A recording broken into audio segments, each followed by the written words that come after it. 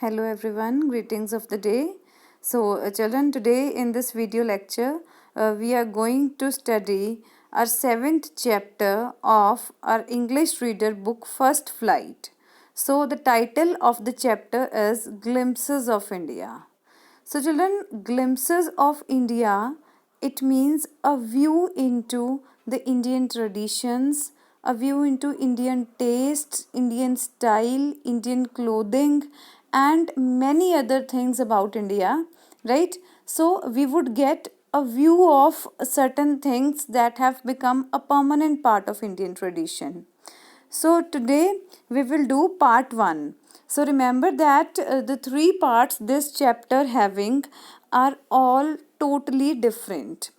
Totally different these chapters are. So do not try to link these three chapters. First part is A Baker from Goa. Second is Cood and third is Tea from Assam. So today in this video lecture we will study only the first part, that is A Baker from Goa. So that is written by Lucio Rodriguez, right? So children, a baker, I hope all of you know who is a baker. Baker is a person who bakes something, who bakes bread here, right? A baker from Goa. You know, children, baking bread has been a big practice of the state, right? Of this state, and the writer has beautifully penned down that how important it is for the local people of Goa and how it has become a tradition, how it was popular in the traditional times, how it was popular 50 to 60 years ago, and how it has not lost its popularity, and it is still, one of the favorite foods of Goan people, right? So I hope all of you have heard the terms like this are used in the chapter. So there are no like difficult words that you need to locate in the dictionary. Even the words which are a bit difficult, their meanings are given beside the lines itself, right? So I hope you would really enjoy the chapter. See how the writer starts here with the statement.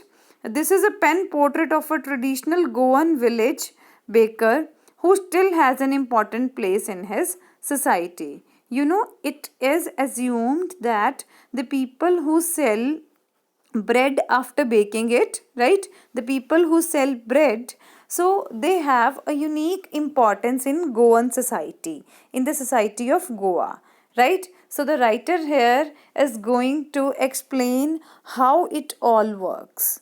So see, reading the text of the chapter,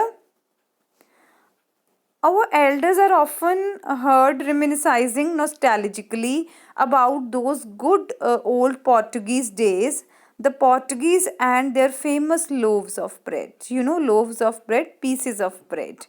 So the writer is saying that the elders, the elderly people, right? So the elderly people are often heard that they are thinking of the past days in a very happy manner, right? So they are thinking fondly of the past days, right? Nostalgically means thinking fondly, right? Thinking of the past in a fondly manner. So reminiscing means remembering. So old people are often heard that they remember the old Portuguese days in a very dear manner. And what they remember about the Portuguese days the most, that is the famous loaves of bread. Means what they miss the most, they miss those loaves of bread, right? So how it was so popular, we will read in the further lines. Next line is, those eaters of loaves might have vanished. Eaters of loaves means the people who had consumed those bread pieces, they may have died by this time, right? Because it's the talk of about 50 to 60 years back. So, but the makers are still there. How can it be possible? You know, the writer wants to state that the people who make bread or who used to make bread in the 1950s, 1960s, their children are still in that business. The children of those bakers are still baking bread and they are still serving the people of Goa by providing bread to them, right? So here the writer wants to say that, but the makers are still there, means the makers of those breads are still there because their children are making the same breads. Next line. We still have amongst us the mixers, the molders, and those who bake the loaves. The stages in the making of bread. The one who makes the flour, right? The molders who give shape to it, and finally the one who bakes the bread. So those age-old time-tested furnaces still exist. The writer says that the furnaces in which the breads were baked, those furnaces are still here, right? The fire in the furnaces has not yet been extinguished. The thud and jingle of the traditional baker's bamboo heralding his arrival. Heralding means, speaking, announcing his arrival in the morning can still be heard in some places. Maybe the father is not alive, but the son still carries on the family profession.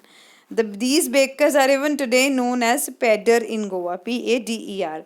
I hope that's very much clear to you. The example which I gave you just 2 minutes before, it is like the people who used to prepare bread in the year 1950s and 60s may have died by this time, may have died by the year 2020. But those people trained their children to enter this profession and bake bread for the society, right? So he says that the writer further adds that these bakers are even today known as peddlers in Goa. So this is one of the very important questions, and it often appears in the examination in MCQs, that what name is given to the bakers in Goa. So they are called peddlers, Pader, right? Moving to the next paragraph. During our childhood in Goa, the baker used to be our friend, companion, and guide. So that's very clear. During the childhood of writer has spent his childhood in Goa, and what he tells of the bakers, that bakers were their friends, companions, the one who used to accompany them, companions, and guide. Guide means torch bearers, right? So he used to come at least twice a day. It means baker went to the streets 2 times a day. Once when he set out in the morning on his selling round, and then again when he returned after emptying his huge basket. They carried a basket in order to sell their breads, and they usually go from one house to the other and produce a particular sound so that people should be attracted and come out of their homes to buy their bread, right? So the bakers used to pass 2 times from the streets, once when their basket is full, and second while on their return when they have emptied their basket by selling all the breads, right? The jingling thud of his bamboo woke us up from the sleep. It means the jingling sound. Thud means jingling sound which they used to produce with their bamboo, right? That stick and that object. So it used to wake up the writer and his friends from their sleep. It means those bakers used to come so early in the morning that children might be sleeping at that time, and all the children wake up after listening to that sound, right? And we ran to meet and greet them. Why was it so? The writer is asking, all the children used to run to meet those bakers and greet them, means wish them good morning. So why was it so? Why was it so means the writer is asking why all the children used to greet them. Otherwise many sellers come, people used to come for the sale of vegetables, for the sale of fruits, for the sale of many other objects in the streets. But why the children used to wish those bread sellers? The reason he will give. Was it for the love of the loaf? Not at all. It means children never used to love those loaves of bread. Then why they used to wish that seller? The loaves were brought by some Paskin or Bestin, the maid servant of the house. It means the servants who used to work, who used to do the cleansing work or the washing work in the houses, they used to bring those breads. What we longed for means to desire for something, right? So what we means what the children desired for were those bread bangles which we chose carefully. Sometimes it was sweet bread of special make. You know what children wanted to purchase from those bread sellers? That was the bread bangle. I'll show you a picture that how that bread bangle exactly used to look. So children, this is the image of that so-called bread bangle which the children used to buy. See, the one lying here. Breads in the shape of bangles. And sometimes these were sweet as well. The writer says that sometimes these bangles were sweet in taste. It means they used to add flavor. Sometimes they were neither sweet nor salty. Sometimes they were sweet. And these are the breads lying, right? Which were prepared by the bakers in their furnaces, and later on these were sold by the same people by going from one street to the other, right? So, the next is that next paragraph. The baker made his musical entry on the scene with a jang jang sound of his specially made bamboo staff. Staff means stick here, stick, right? So the baker who used to come for the purpose of selling his bread, so they produced a particular sound of jang jang, right? So that sound was produced by the stick the people were holding in their hands. So one hand supported the basket on his head and the other banged the bamboo on the ground. They used to strike their stick with the ground in order to produce that sound with one hand, right? And the other hand they used to support that basket which was always placed on their head, which they used to sell from one street to the other. He would greet the lady of the house with good morning and then place his basket on the vertical bamboo, right? We kids would be pushed aside with a mild rebuke. Mild means that is not severe. Rebuke means a kind of disapproval, scolding, dantna, right? So, with a mild, it means not strictly, but yes, the children were instructed to stay away because the children often put their hand into the basket and that was not acceptable by those bakers. And the loaves would be delivered to the servant. It means that servants used to take those loaves of bread from the bakers and they used to deliver it to the landlords, right? But we would not give up. We would means children would not stop their practice of looking into that basket of bakers. We would climb a bench or a parapet and peep into the basket somehow. Peep into means to look into. The children often used to invent certain ideas so that they can look into the basket, so they should achieve those bangles, bread bangles, right? Somehow, I can still recall the typical fragrance of those loaves. It means the writer still remembers the sweet fragrance of those loaves, right?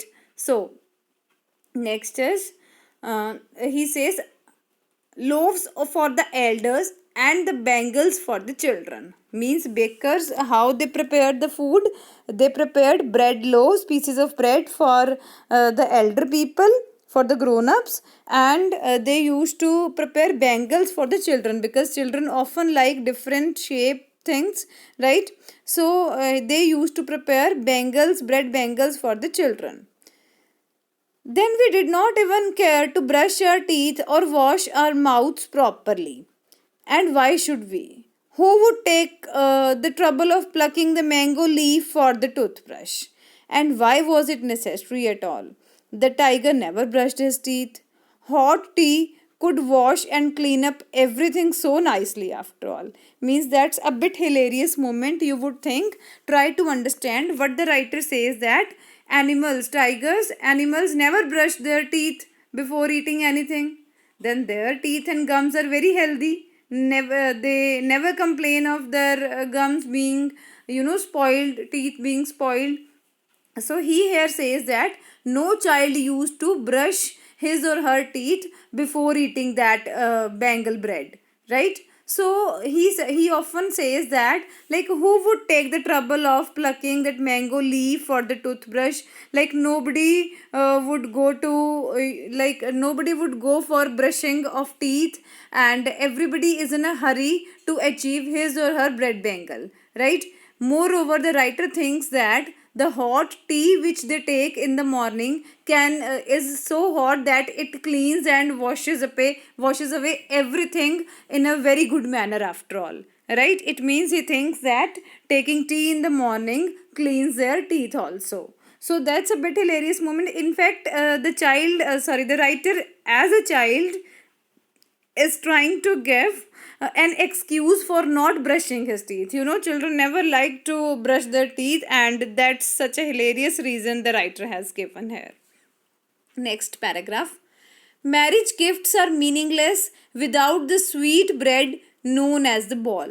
There were different categories of bread. The best bread that is neither sweet nor salty, like of just normal taste, tasteless, right? So, second type here given is that marriage gifts are meaningless. It means in all the marriages, so sweet bread was distributed to the people. And what was that sweet bread called? Bol, BOL, right? That's also an important short answer type question.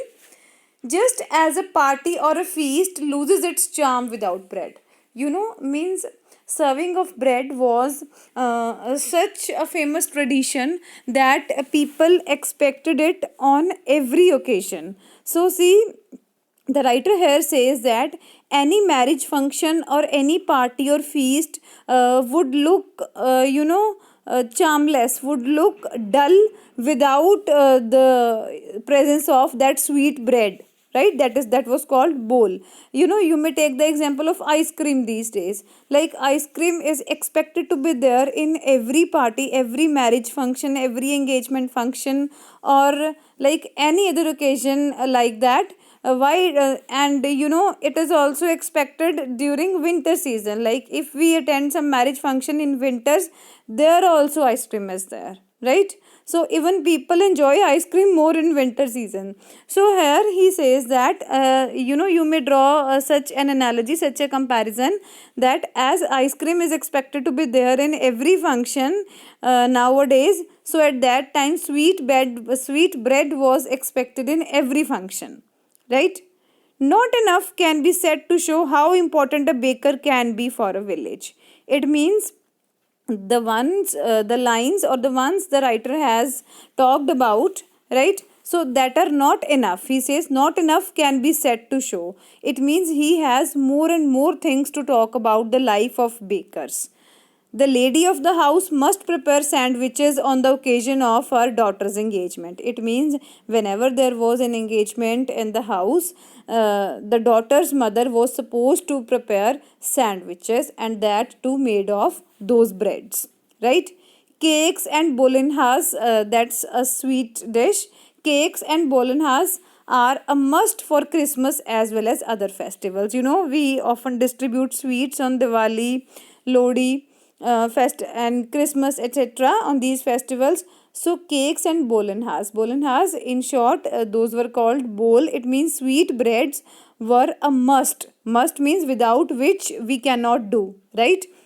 So these were the most popular requirement for Christmas as well as for other occasions, other festivals, right?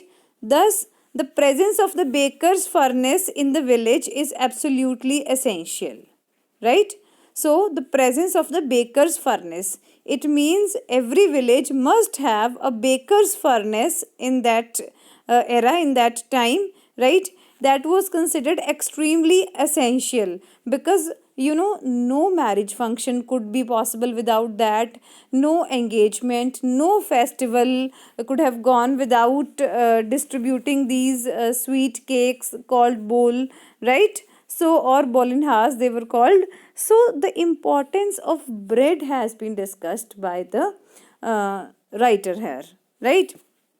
Next is, the baker or bread seller of those days had a peculiar dress known as kabai. You know, their dress was known as kabai. The baker or the bread seller were the same person.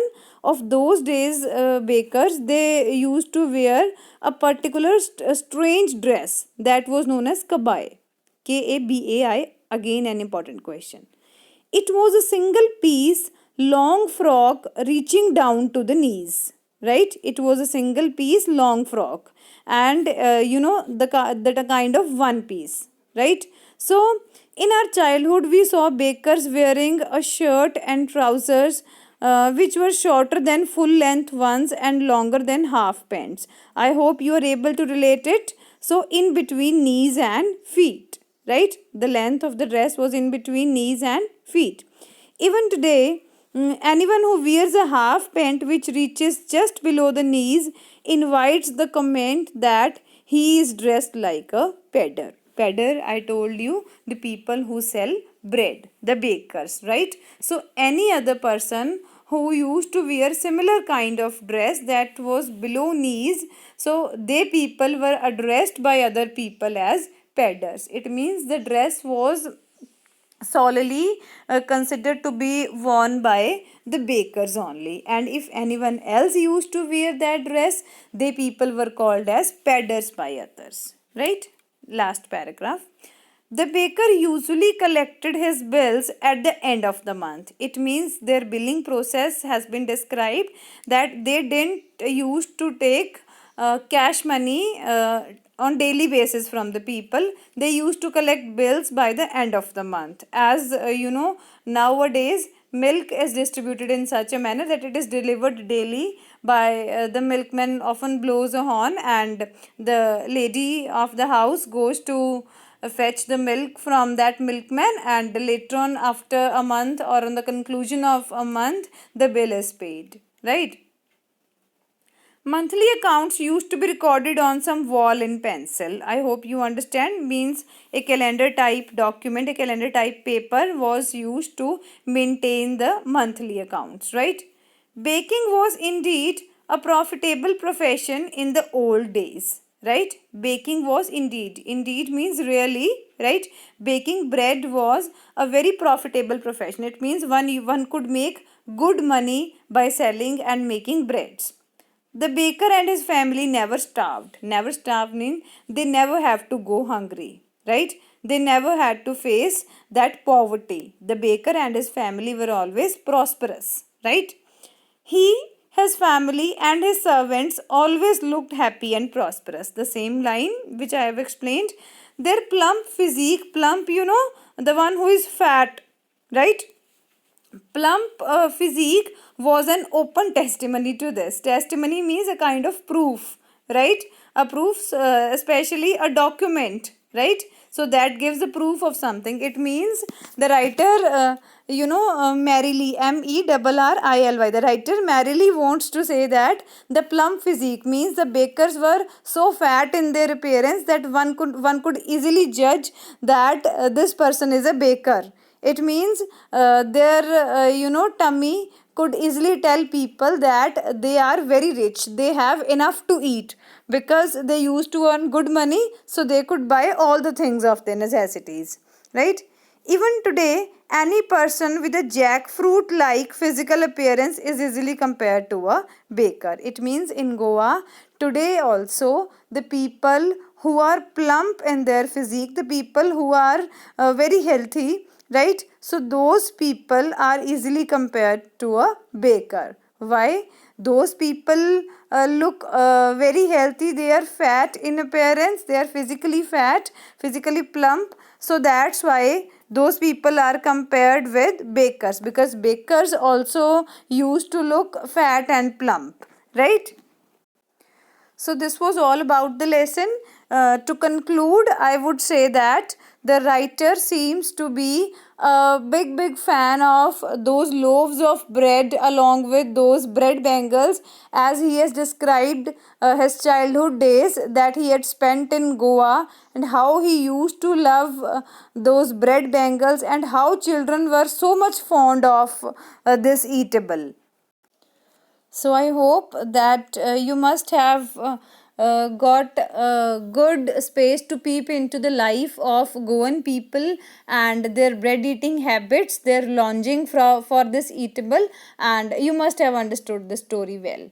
Right, so do solve these back exercise questions, and please leave your queries in the comment section, and I'll shortly share the answer key as well. So stay connected, stay home. Thank you.